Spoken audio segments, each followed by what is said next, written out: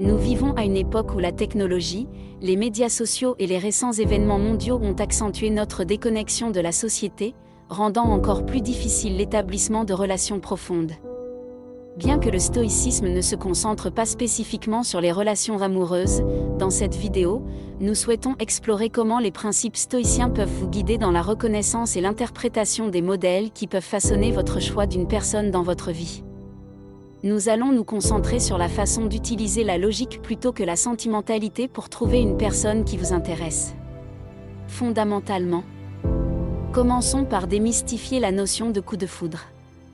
Il s'agit d'un concept popularisé par les romans et les films romantiques qui présentent souvent l'amour comme un phénomène spontané et émotionnel, principalement lié à l'attirance physique. Ne laissez pas votre esprit ou les tendances sociales vous tromper avec ce fantasme. L'amour n'est pas quelque chose qui fleurit de nulle part, ce n'est pas un objet brillant que l'on peut trouver sur le chemin et emporter comme un trésor. Il s'agit plutôt d'un jardin qu'il faut cultiver avec soin. Cela demande un travail constant, un dévouement sans faille, de la patience, du temps et surtout de la confiance. C'est pour cette raison que le véritable amour peut être dévastateur lorsqu'il est brisé, notamment en cas de trahison. Il est crucial d'apprendre à faire la différence entre le véritable amour, l'obsession et la simple attirance physique. Lorsque nous confondons ces concepts, les relations peuvent devenir toxiques et le processus de quitter quelqu'un devient un défi insurmontable. Cette confusion peut causer de profonds dommages émotionnels. Le véritable amour, dans sa plus pure essence, est une question de compréhension, de compromis et d'appréciation du caractère et de la valeur de l'autre. Il s'agit d'admirer et d'apprécier, non seulement la personne que votre partenaire est aujourd'hui, mais aussi la personne qu'il est en train de devenir. C'est l'essence d'une relation stoïque et de toute relation amoureuse saine. N'oubliez pas que votre bien-être et votre bonheur dépendent beaucoup des relations que vous choisissez d'entretenir. Permettez-moi de vous rappeler que l'amour ne s'étend pas seulement à votre partenaire, mais doit rayonner vers vous-même. Le véritable amour, dans sa forme la plus pure, implique des limites, l'autre de la même manière que l'on s'aime et se respecte soi-même. Assurez-vous que vous êtes dans une relation qui honore à la fois vous et votre partenaire. Ne donnez jamais plus de vous-même à quelqu'un qui n'est pas disposé à faire la même chose pour vous. Préserver votre estime de soi, vous valoriser et reconnaître le bon moment pour passer à autre chose sont fondamentaux pour garder votre cœur en bonne santé, même si c'est un processus douloureux.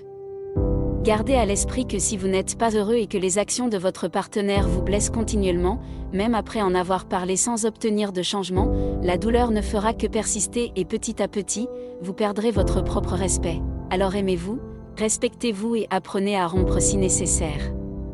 N'oubliez pas non plus que le temps a une merveilleuse capacité à guérir les blessures les plus profondes. Il y aura des cicatrices, mais les dégâts ne seront pas éternels.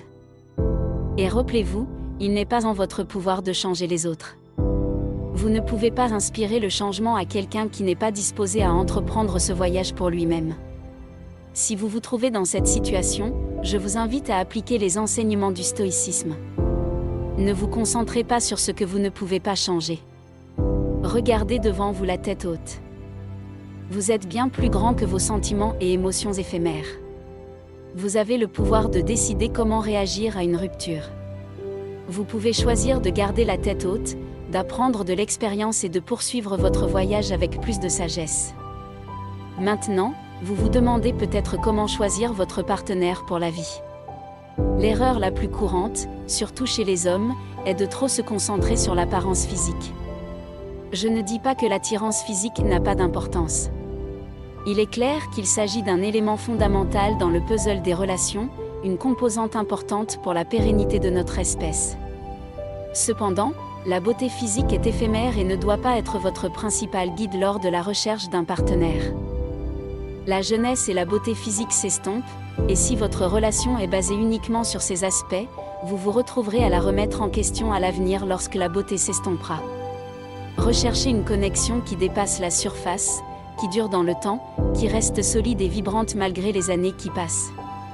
Évitez de tomber dans l'obsession de trouver la personne physiquement parfaite, celle qui est la plus convoitée selon les standards d'aujourd'hui.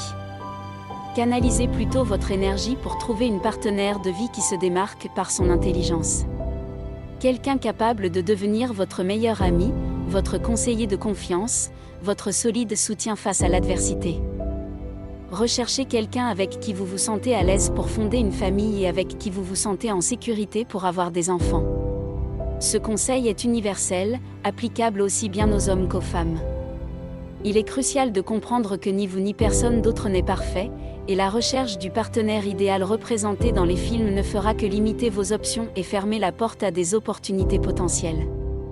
Évitez de vous concentrer exclusivement sur une seule personne, surtout si cette personne ne montre aucun intérêt pour vous.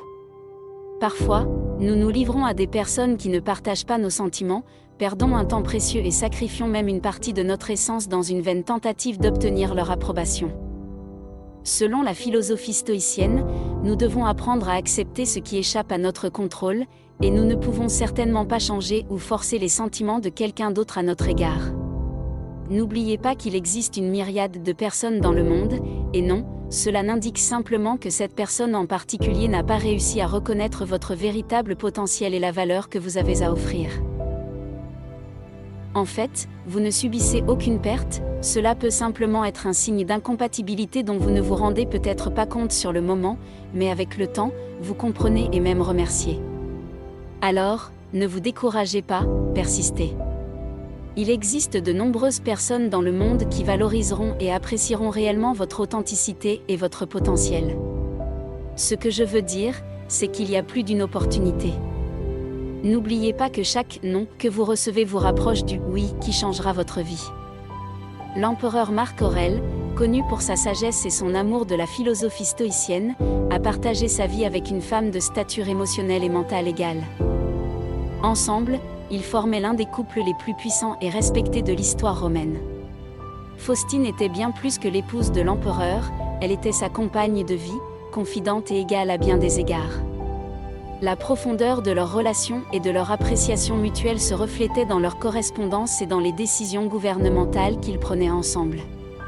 La relation entre Marc Aurèle et Faustine témoignait des principes stoïciens qu'ils chérissaient et appliquaient dans leur vie.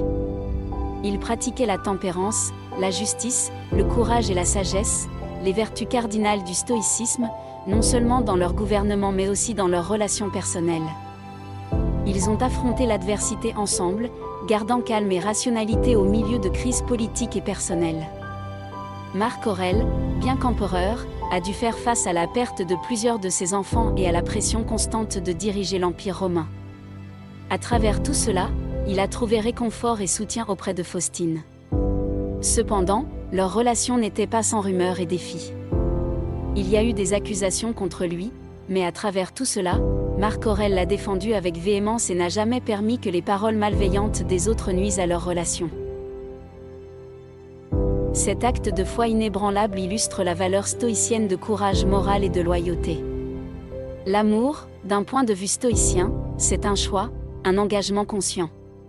Comme Marc Aurèle et Faustine, nous pouvons tous apprendre à aimer de cette façon, choisir notre partenaire non seulement pour son apparence physique ou sa situation financière, mais aussi pour son caractère, son intégrité et sa capacité à être un véritable partenaire de vie.